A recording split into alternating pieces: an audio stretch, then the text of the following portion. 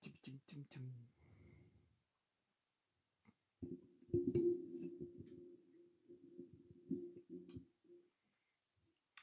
Eh, bueno, bienvenidas y bienvenidos. Este es el capítulo 2 de Hablemos de abuso sexual clerical y otros temas.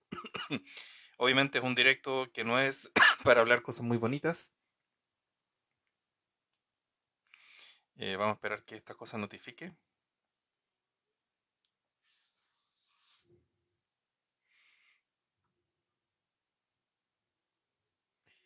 Bueno, la dinámica de este tipo de directos es hablar sobre abuso sexual clerical en Chile, pero también en otros países, pero también hablar de contingencia que tenga relación con el ocultar información a la ciudadanía, porque una de las cosas que ha permitido la expansión del abuso sexual clerical, tanto en niñas, niños, adolescentes y adultos, ha sido la forma de ocultar información. Y específicamente hoy día lo que vamos a hablar es acerca de cómo se ocultó información apoyándose en presidentes, senadoras, senadores, diputados, diputadas, cómo se usó el Poder Judicial para acallar información y así evitar que se pudiera llegar a saber acerca de qué estaba pasando en Chile. Y curiosamente esto es algo muy parecido a otros países, pero en Chile tiene una connotación bastante especial en cómo se ha apoyado el abuso sexual clerical específicamente en Chile. Bueno, para los que no me conocen, este video después va a quedar ¿cómo se llama? En YouTube, en el canal Iristo Juega. Hay una lista de reproducción donde ya está el capítulo anterior. Y todos estos directos son para preparar un poco el camino al lanzamiento del libro El Denunciante, que tiene que ver con eh, situaciones de abuso sexual clerical en la diócesis de Valparaíso y en la diócesis de San Felipe, pero que de una otra manera también involucra a personeros de la Iglesia Católica de Chile, que algunos están todavía ocupando cargos de poder en muchas regiones de Chile, por ejemplo el caso de Santiago Silva, que en este momento es uno de los obispos de Valdivia. Y bueno, la idea es que también pueden participar, pueden subir a dar su opinión, eh, obviamente en un marco de respeto, obviamente no pueden haber garabatos ni esas cosas, obviamente a veces uno se le puede salir un garabato por la pasión del momento, pero la idea es que los comentarios sean sin insultos, ni tampoco ocupar la plataforma para denigrar a otras personas. El entregar información siempre tiene que ser información que tenga un respaldo. En el caso mío y de algunas personas que van a empezar a participar de estos directos, somos personas que llevamos más de 20 años luchando contra el abuso sexual clerical, específicamente en la quinta región. Y así como nosotros hay personas a lo largo de Chile que también llevan muchos años luchando contra el abuso sexual clerical, por ejemplo, Juan Carlos Cruz, eh, James Hamilton, Murillo y muchas otras personas más que a veces la gente no conoce y que llevan muchos, muchos años luchando contra la pederastía, luchando contra el abuso sexual. Bueno, como les comenté, yo pertenezco a un grupo de personas que hizo su denuncia hace muchos años atrás en la diócesis de Valparaíso y en la diócesis de San Felipe sobre abuso sexual clerical. Nosotros específicamente denunciamos a 5 sacerdotes más 3 obispos eh, y otros que participaron como encubridores. Fueron más de 20 años de lucha hasta que finalmente el Vaticano nos reconoció como víctimas reales, víctimas verídicas, tanto en sentencias canónicas como también a través de documentos oficiales. Eh, Todos los días habla lo mismo. No, los martes y viernes hablo sobre abusos, sobre autismo y síndrome de Turner, pero en otra cuenta. ¿Por qué ese comentario? No, solamente los días miércoles hago un directo de este tipo que es para hablar sobre abuso sexual clerical. De todas maneras, obviamente, las personas son libres de entrar y participar y la idea es, porque últimamente se ha hecho mucho como la idea como que en Chile todo está súper bien. Eh, Como que lo que pasó y que llevó a lo del 19 de octubre fue simplemente una cosa esporádica, como que en Chile no hay injusticia, como que en Chile todo funciona perfecto y eso no es así. Y efectivamente hasta el día de hoy hay cientos de víctimas de abuso sexual clerical, mujeres y hombres, que no han recibido ni un gramo de justicia, ni un gramo de misericordia, ni un grado de apoyo, ni del Poder Judicial, ni tampoco por parte de la Iglesia Católica. Un saludo a Marcelo Glass, un saludo a DJ MZ, creo que es. Por ejemplo, les pongo el caso de Marcela Suárez, una mujer chilena de la quinta región. Ella sacó su caso a luz a raíz de que también nos escuchó hablar sobre el tema. Y ella es denunciante de un sacerdote bien específico, que curiosamente era el presidente del Tribunal Eclesiástico de la Diócesis de Valparaíso. ¿Qué podría tener eso de importante? Que ese sacerdote era el que decía qué casos se investigaban y qué casos no se investigaban. Era el que determinaba si a algún sacerdote se le aplicaba alguna sanción o no se le aplicaba alguna sanción. Eh, por si acaso TikTok está omitiendo algunos comentarios eh, porque parece que alguien escribió algo con violencia. Entonces, este sacerdote, que es Jorge Calderón, fue denunciado por Marcela Suárez y ahora está en un proceso penal administrativo. Eso significa que está en un proceso en el cual él va a ser destituido. O sea, la persona que estaba evitando que se supiera información, que se pudiera llegar a condenar a sacerdotes, que se le pudiera llegar a cuestionar a ciertos sacerdotes, era también un abusador. Y eso es algo que nosotros veníamos denunciando hace muchos años, que el abuso sexual no son casos aislados. No es que hubo un cura específico de una parroquia específica y que no tiene nada que ver con otra parroquia de otro cura específico. No, aquí son casos interconectados, lo que se llama una red de abuso sexual. De hecho, al interior de la Iglesia Católica, esto lo llaman el círculo.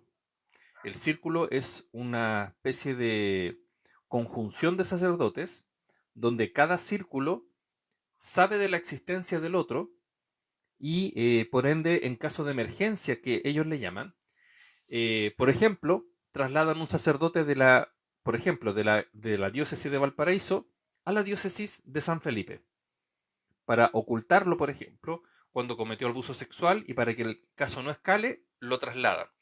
Así como, por ejemplo, sacerdotes de Puerto Montt fueron trasladados a Arica, a Valparaíso, a Iquique y otros lugares más. Entonces, la existencia de estos círculos está totalmente comprobada a través de cartas que, además, estos fueron muy imbéciles, porque se mandaban cartas. No usaban mandarse correo electrónico, usaban mandarse cartas. Y en las cartas se iban poniendo de acuerdo, por ejemplo, Jorge Medina, que a lo mejor muchos quizá hoy día no se acuerdan quién es, pero es un importante obispo de la Iglesia Católica, de hecho es un cardenal de la Iglesia Católica de Chile, y él se escribía cartas con el obispo Vial, Camilo Vial, para ponerse de acuerdo qué iban a hacer con un sacerdote. ¿Cuál sacerdote? El sacerdote Humberto Enríquez. Se pusieron de acuerdo a dónde lo iban a llevar para esconder los delitos que él había cometido, pensando que nunca, y que era siempre la premisa que han tenido hasta el día de hoy la institución de la Iglesia Católica, nunca las y los denunciantes iban a tener la fuerza para perseverar y llegar a empujar a que se supiera la verdad. Bueno, estas cartas fueron encontradas, entre otras cosas, cuando se investigó al sacerdote Jaime da Fonseca y cuando se investigó al sacerdote Humberto Enríquez. Pero además, el Poder Judicial encontró una caja donde habían algunas de estas cartas. Cartas que trataron de esconder para que nadie supiera acerca de esta correspondencia y también nadie supiera de otras investigaciones que nunca han salido a la luz, donde hay incluso tráfico de niñas y niños, donde hay explotación sexual de menores de edad. O sea, no solamente abuso sexual específico a una persona, sino que explotación de niños en materia sexual, haciendo callar estos abusos sexuales por medio de dinero a las mismas familias de los niños, coartando e incluso amenazando a los padres que si en algún momento llegaban a decir algo, ellos pudieran amenazarlos de que los tenían, en el fondo, que ellos estaban chantajeando a la iglesia y no que la iglesia les estaba pagando a ellos por guardar silencio. Así que, como les decía, estamos hablando acerca del abuso sexual clerical en Chile y estamos como introduciendo el tema a si alguna vez algún presidente o presidenta de Chile ha tenido conocimiento de esto y lo ocultó. Entonces, para terminar de explicar el contexto, este sacerdote Jorge Calderón fue el que ocultó los abusos sexuales de José Donoso Cheliú, un sacerdote de la Quinta Región que tenía una obsesión sexual con menores de edad y con adolescentes. Él lo que hacía era pasearse por ciertos cerros de Valparaíso, específicamente en lugares donde hubieran personas muy pobres, y les ofrecía comprarles ropa. Un saludo para ti, Marcelo. Eh, Les compraba ropa, les compraba comida, les pagaba las cuentas a la casa de la cual sacaba algún niño, cosa que tener a los padres súper contentos por el apoyo del padre. Y finalmente, poco a poco, lo que van haciendo es cooptando los espacios de estos niños para que estos niños en el fondo vayan teniendo dependencia, no solo económica, sino que dependencia psicológica y dependencia afectiva. Y así van logrando víctimas que muchas veces no logran darse cuenta de lo que está pasando, porque a veces las personas creen que los casos de abuso sexual clerical son como que el cura tomó a una persona y la violó de inmediato. Y no es así como opera. Desde que un sacerdote elige una víctima hasta cuando concreta el abuso sexual, pueden pasar años, muchos años. Generalmente se toman por lo menos medio año para lograr estar seguros que la víctima no va a tener capacidad de reacción. Y para ese proceso les es lento, porque manipular la mente de una persona no es algo automático, no es algo rápido. Requiere de una serie de instrucciones mentales, instrucciones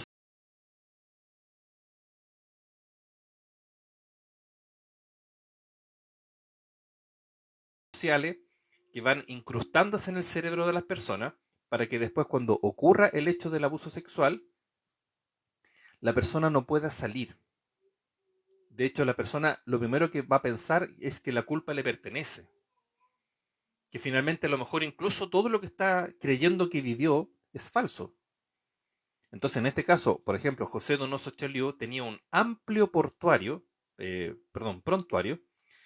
donde pasearse por varios cerros de Valparaíso, eligiendo a distintos tipos de niños y niñas, pero cuando ya no le era suficiente, cuando ya no podía obtener víctimas rápido, empezó a desesperarse y empezó a tener actos de connotación sexual con niños de la parroquia donde él era párroco. Bueno, finalmente, entre muchos otros detalles que fueron pasando, yo lo denuncié y él, en vez de primero internarlo en una clínica psiquiátrica, porque claramente lo que estaba haciendo era absolutamente enfermo, muy maquiavélico todo el proceso. Entonces, no, la iglesia no tomó esa decisión. Esto estamos hablando del año 97-98, 1997-1998. Finalmente, la decisión que tomó el Obispado de Valparaíso, y en este caso presidida por Jorge Calderón, fue de quitarle el cargo de párroco de la parroquia Nuestra Señora del Rosario Santa Teresita del Niño Jesús de Quillota. Le quitaron el hecho de ser párroco y lo dejaron solamente como colaborador de distintas parroquias. Donde había una parroquia donde no necesitaban apoyo, ahí él iba.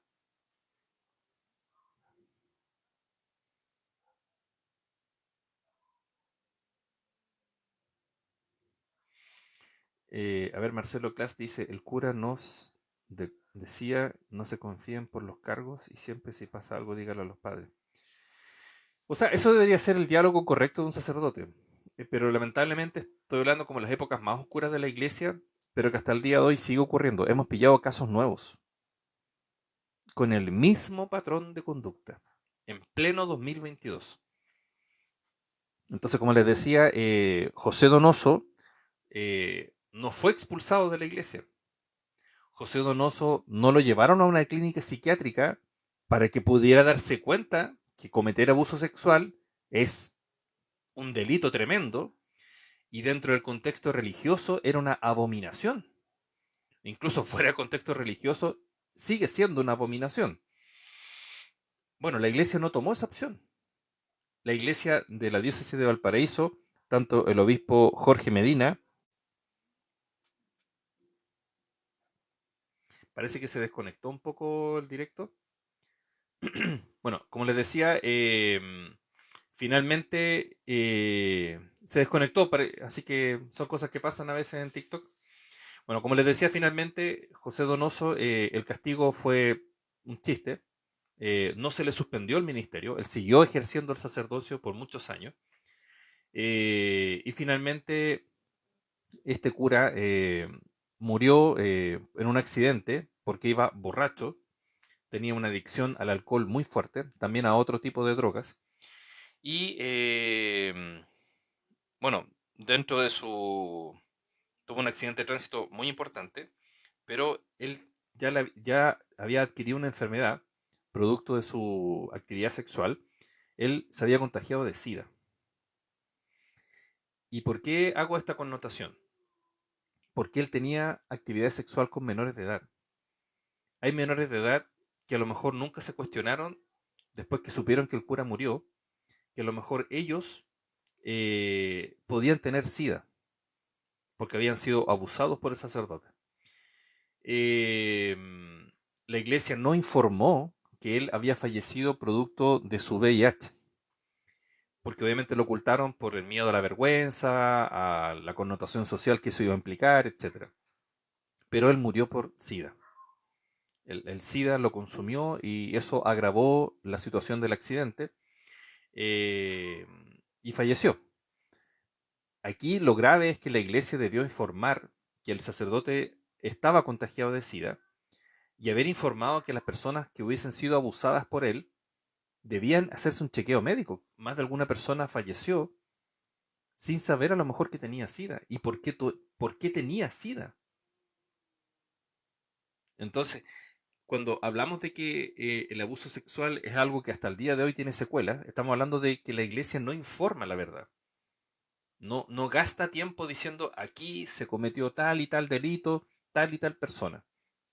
Bueno, como les decía, por ejemplo, este mismo caso de José Donoso, este sacerdote Jorge Calderón, que era el encargado del tribunal eclesiástico, nunca lo hizo público.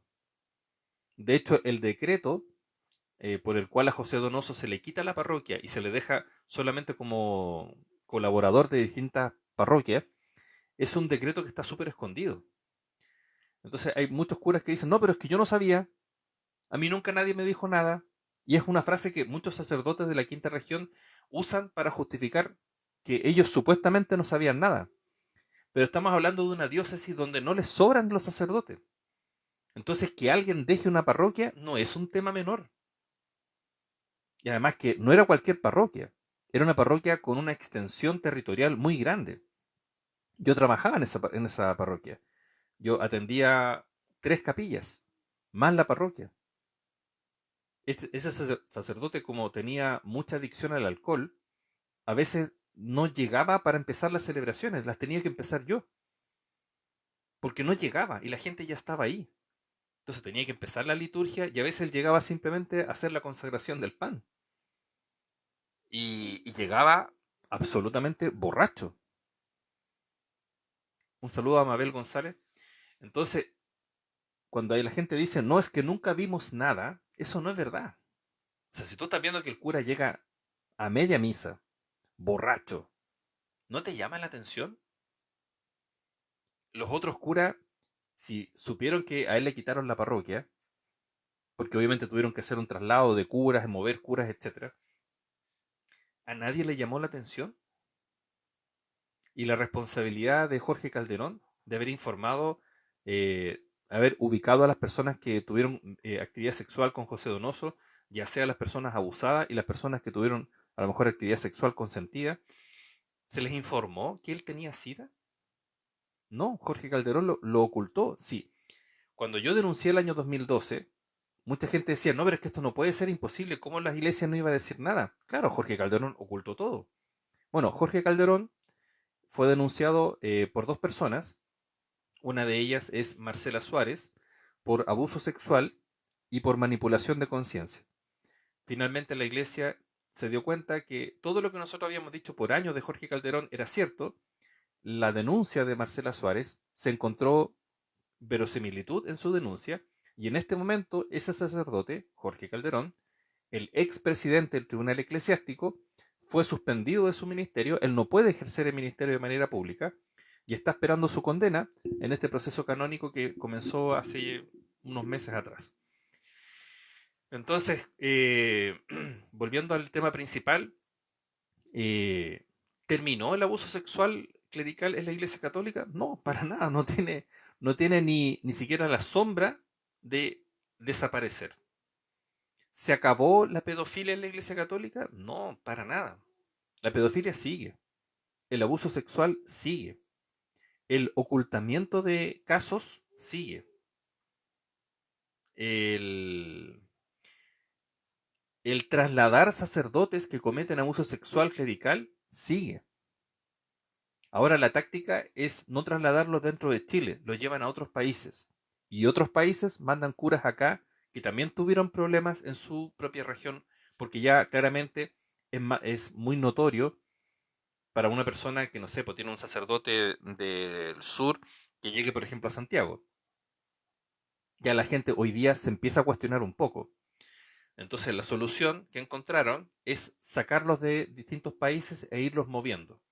Entonces la pregunta es, ¿por qué un país recibe un sacerdote sabiendo que en Chile tienen un déficit de más del 200% del sacerdote? ¿Por qué reciben un cura? O sea, nadie se cuestiona de, oye, si no les sobran los curas, ¿por qué me están mandando un cura? ¿Están seguros que este tipo no participó en abuso sexual? No, la iglesia no se está haciendo ese cuestionamiento. Y obviamente, por eso les decía que esto es un círculo. Hay una cofradía que se está poniendo de acuerdo en distintos lugares para organizar el encubrimiento de las situaciones. Entonces, yo coloqué en Twitter, me pueden seguir en Twitter también en la cuenta Iristos. Coloqué en Twitter si es que se tiene claro que hay un presidente encargado. No, ¿para qué tenemos un presidente electo? Si es que ha existido presidentes en Chile que han ocultado abuso sexual clerical, la respuesta lamentablemente es sí.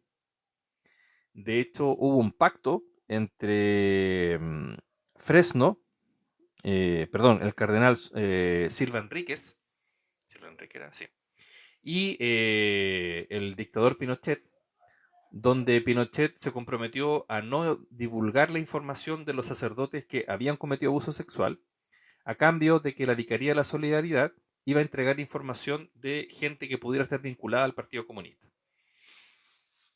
Esa no se la sabía. Bueno, la escucharon acá.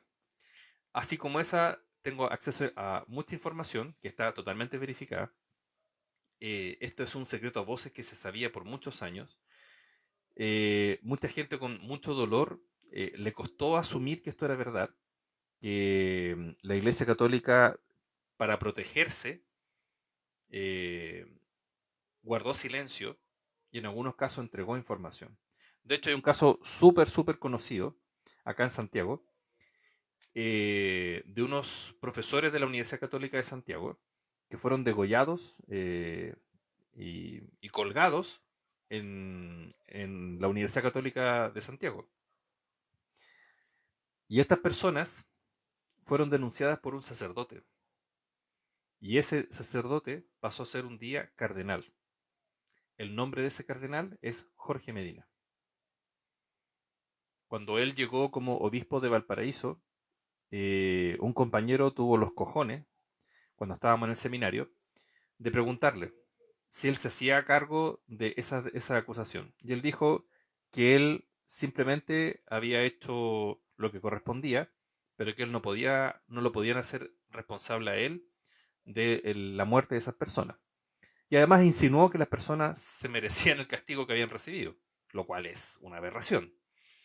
Pero sí, en Chile hay presidentes, no solo Pinochet, que fue un dictador, no solo Pinochet ocultó información, presidentes en democracia ocultaron información sabiendo que estaban estos casos.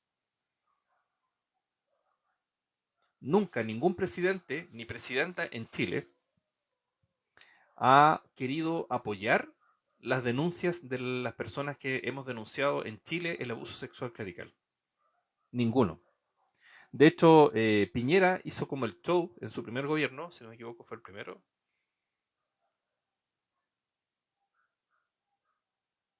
No, el segundo. Si no me equivoco fue en el segundo gobierno. Hizo el show de que iba a apoyar a las víctimas para apoyarlas en un proceso donde el Poder Judicial iba a apoyar a las víctimas para abrir como una especie de ventana de prescripción. Y finalmente eso nunca llegó a nada, a nada. Muchas víctimas se ilusionaron mucho, porque una de las cosas que juega en contra de las víctimas de abuso sexual clerical y de abuso sexual en general es el tema de la prescripción. De hecho, en Chile cometer abuso sexual tiene menos penas que, por ejemplo, matar una persona. O sea, por ejemplo, menos penas que robar.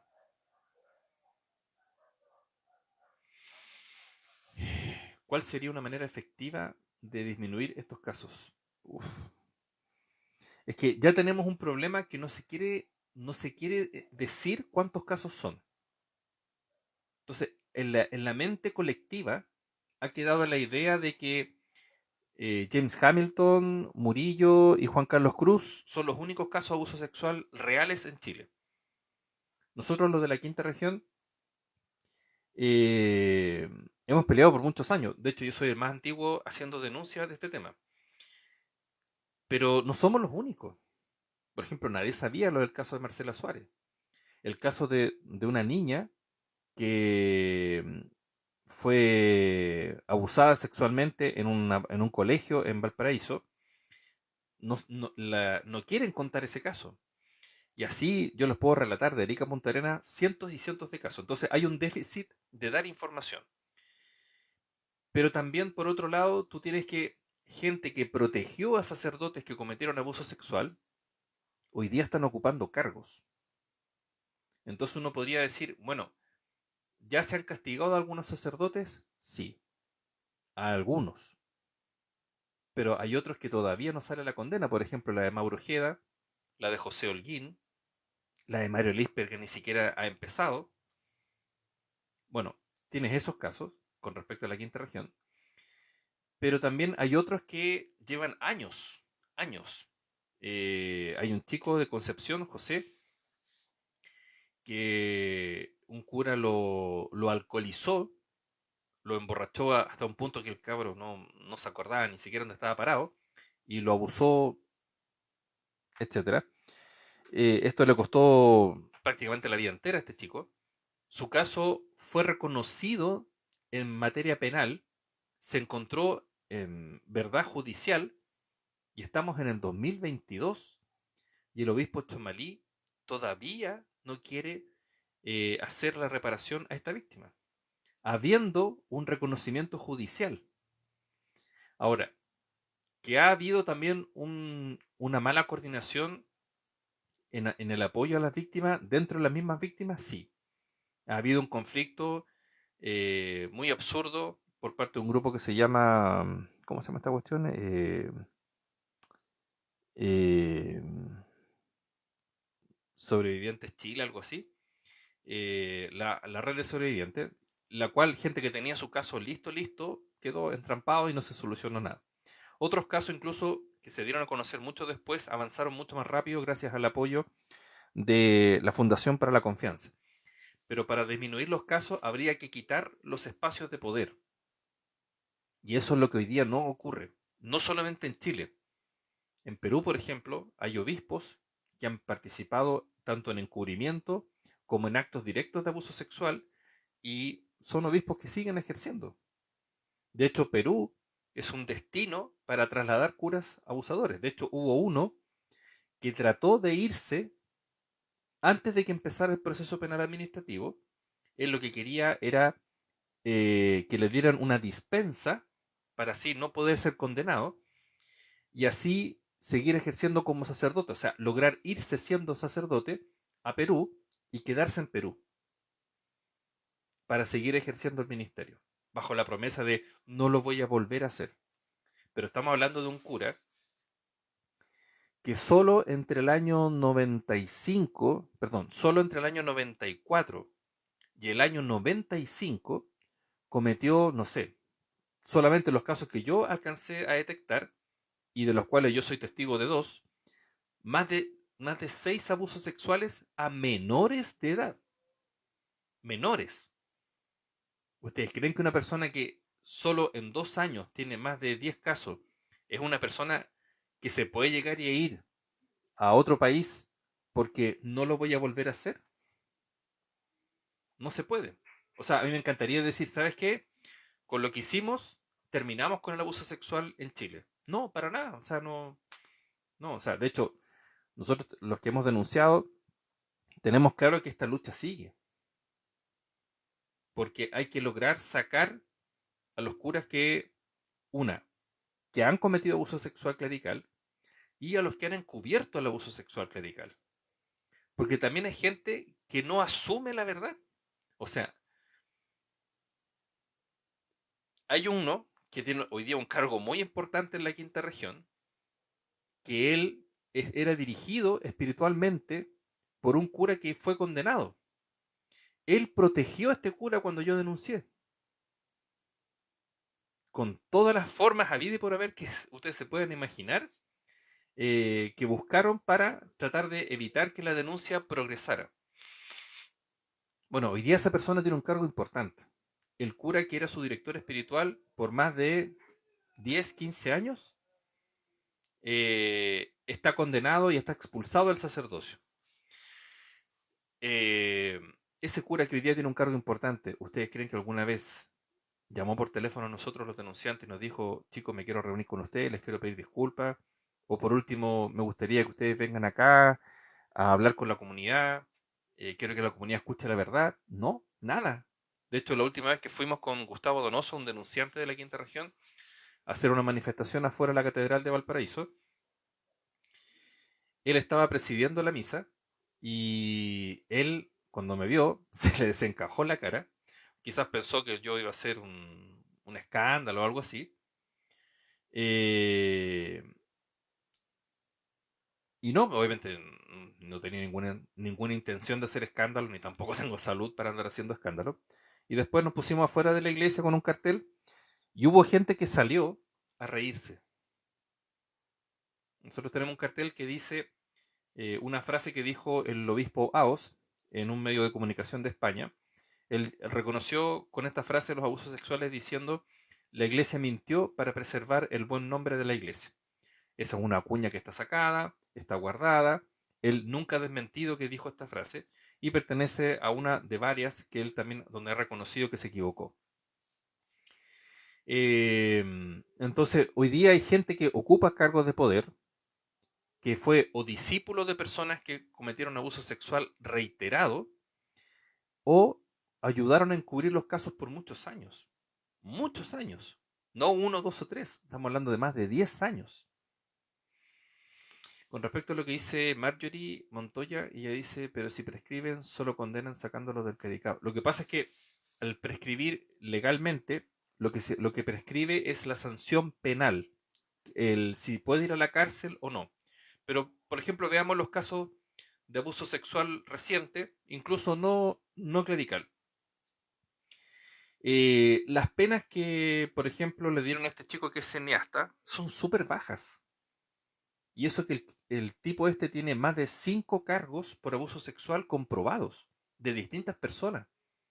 Y con suerte todo sumaba como 5 o 10 años. Entonces la pregunta es, ¿nuestra legislación es buena para castigar el abuso sexual? De hecho, las veces que se ha querido cambiar esa legislación, eh, no lees todo.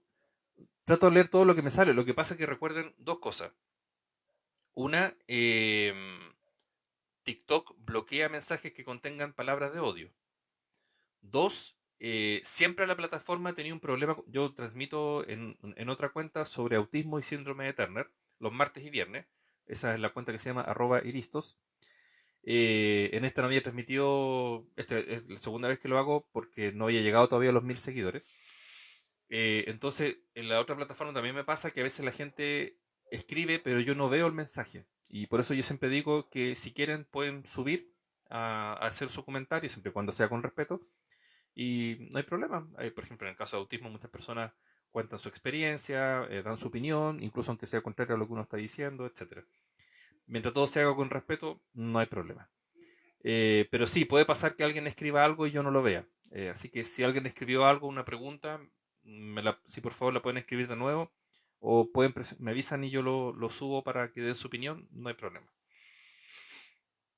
Efectivamente, cárcel deberían tener, pero no se puede porque, como les dije, las veces que se ha tratado de modificar esa legislación, no se permite. De hecho, hubo un intento de abrir una ventana de prescripción para poder condenar con cárcel estos abusos sexuales que son, en el fondo, como abusos sexuales más connotados.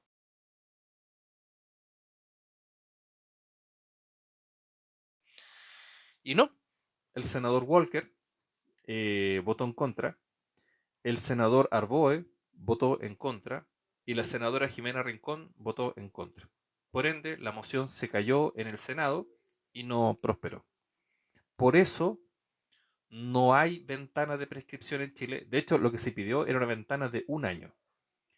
Un año para lograr interponer una acción judicial y sacar una verdad judicial y, si se daba la posibilidad, una condena. Pero no, no se pudo, porque el Senado lo prohibió. Eh, pero sí lo que se puede hacer es una acción civil, porque obviamente el abuso sexual deja secuelas que son imborrables. No es lo mismo, no sé, por un contrato que salió mal a un abuso sexual. O sea, obviamente son cosas absolutamente diferentes.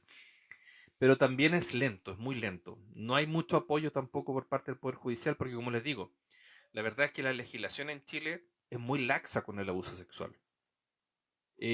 Cuesta mucho a una persona poder denunciar judicialmente un abuso sexual, porque la verdad es que es poco amigable el sistema en eso. Por ejemplo, a diferencia de Estados Unidos, que un delito de abuso sexual no prescribe. Nunca prescribe. Y por eso ha habido condenas de cárcel, incluso a personas que hoy día tienen 60, 70 años. En Chile no. En Chile la Constitución y las leyes actuales permiten que una persona puede cometer abuso sexual reiterado y constante en el tiempo y lo ayuda la prescripción. Obviamente, esto está estudiado, de que una persona que sufre abuso sexual demora por lo menos 5 a 10 años en reconstituir su memoria y poder estar en condiciones de hablar. ¿Hay personas que se demoran menos? Sí. ¿Hay personas que se demoran más incluso? También. Entonces, con que se demoren 5 años en reconstituir su memoria, es tiempo suficiente para que los ayude la prescripción y el cura salió libre de polvo y cualquier culpa. Entonces, ese es el motivo por el cual muchas víctimas también tienen miedo de hablar, porque ven que no hay mucho apoyo. De hecho, hay víctimas que han intentado por todos los medios que el Poder Judicial los apoye, pero no. O sea, a veces, por ejemplo, sí hay una buena recepción en algunas oficinas, te dicen que van a investigar, pero todo se entrampa. Nosotros, por ejemplo, todavía estamos con una acción en materia penal que se reabrió, y esto fue antes de la pandemia. En el caso de mis testigos, la mayoría los han interrogado más de 3 veces. Y 3 veces, una vez declararon ante la OS9, otra vez ante la PDI y otra vez tuvieron que volver a declarar ante el OS9.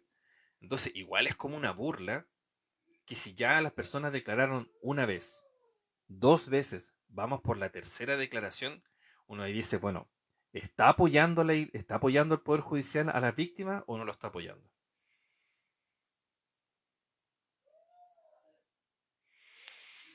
Es que yo no podría decirle a una persona que no lleve a sus hijos a una iglesia. De hecho, una de las cosas que uno trata de como autorreparación es pelear contra el abuso sexual para que no, para que, por ejemplo, cualquier niño, cualquier niña, si quiere ir a una iglesia, vaya y esté seguro, que las iglesias vuelvan a ser un lugar seguro. Que una persona que vive un evento de abuso sexual, por ejemplo, en la calle, un asalto por su marido, por una pareja, etcétera, por ejemplo, una mujer pueda encontrar en una institución religiosa, sea católica, evangélica, judía, la que sea, un lugar de seguridad para ser escuchado o escuchada.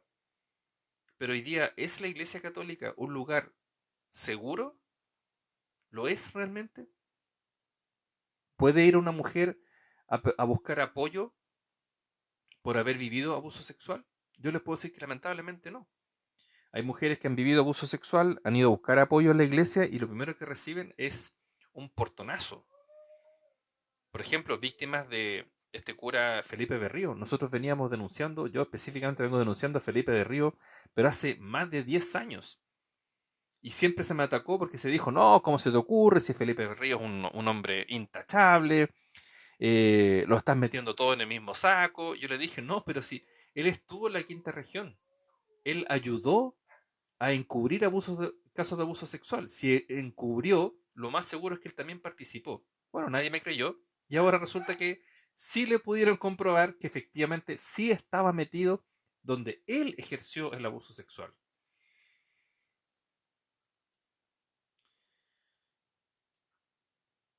O sea, yo no sé si hay que educar a los niños a que no vayan, pero sí hay que educar a las niñas y niños en cosas, por ejemplo, no dejarse besar. Nosotros, por ejemplo, como familia, hemos tomado la opción de que nosotros a nuestros hijos no los besamos en la boca.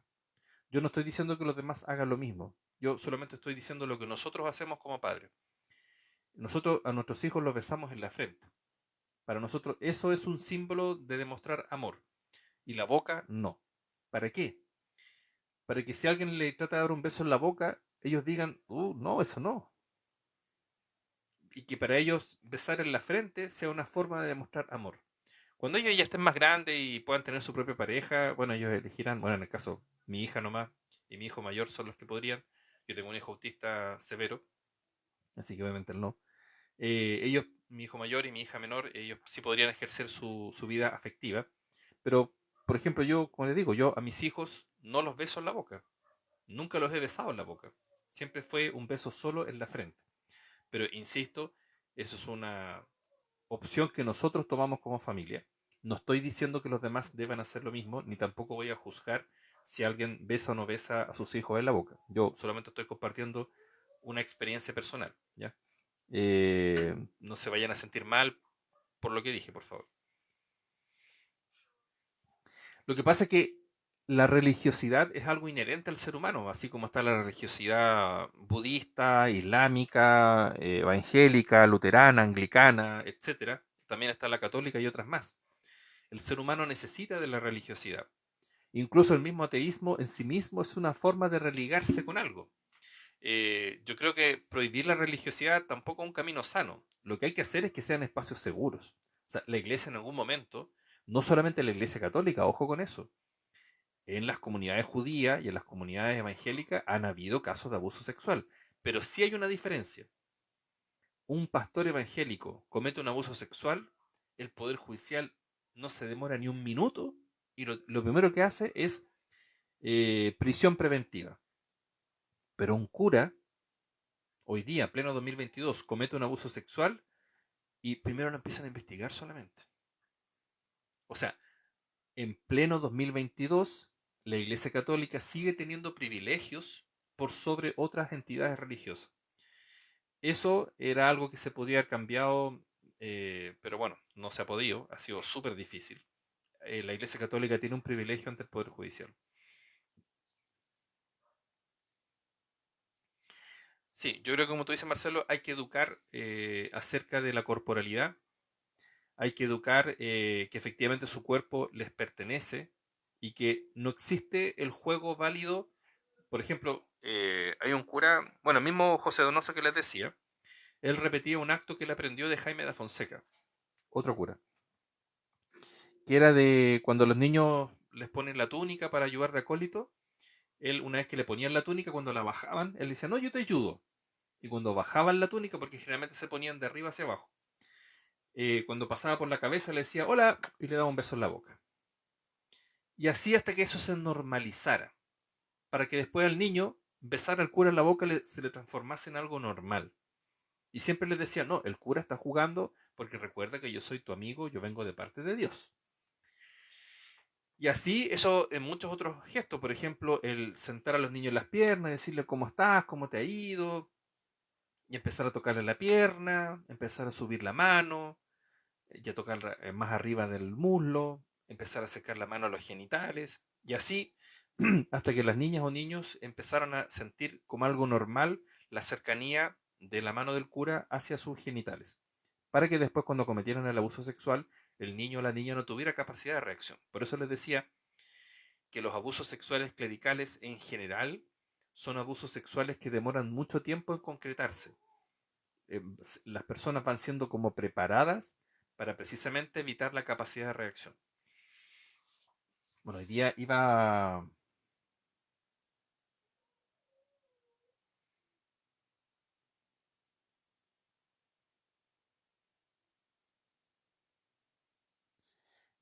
hoy día iba a venir un compañero de denuncia, Gustavo Donoso, pero yo sé que esta parte es difícil de salir a hablar sobre este tema, no es fácil. Así que obviamente yo lo entiendo que puede ser complejo. ¿Ya? También Marcela Suárez iba a participar. Yo voy a esperar que ellos se sientan bien para un día participar y poder contar su experiencia, poder responder preguntas. Esto lo vamos a hacer todos los miércoles. Este es el segundo miércoles que lo hacemos. Como les dije, yo generalmente transmito martes y viernes sobre autismo y síndrome de Turner, pero en mi otra cuenta, que es una cuenta donde hablo específicamente del autismo y el síndrome de Turner. ¿Por qué no hago lo mismo en esa cuenta? Porque ahí trato solamente esos temas y en esta cuenta hablo sobre el abuso sexual, etcétera.